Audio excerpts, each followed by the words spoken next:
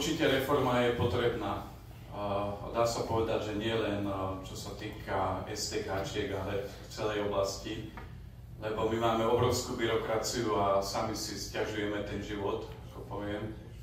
A tie zákony niektoré sú tak komplikované, že proste tam už potom málo kto sa v tom vyzná a čím je ten zákon komplikovanejší, tak každý si tam nájde nejakú tú skulinu, ako proste to obísť.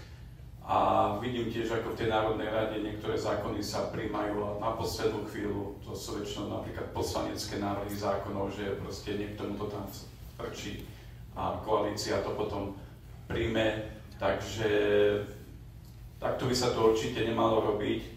A ja vždy hovorím, že napríklad tie skrátené legislatívne konania my ako nepodporujeme. Ideálne, keď sú to vládne zákony, keď idú cez medzirezortné pripomienkové konania, aby sa tam viaceré organizácie mohli k tomu vyjadriť. A vždy väčšinou, keď sa tie organizácie k tomu vyjadrujú, tak tí jednotliví ministri si vlastne aspoň keď polovicu z tých vecí osvoja, tak vždy je to lepšie, ako keď je tam nejaký poslanecký návrh. A potom máme samú vyhlášku a potom sa úplne v tom strácame.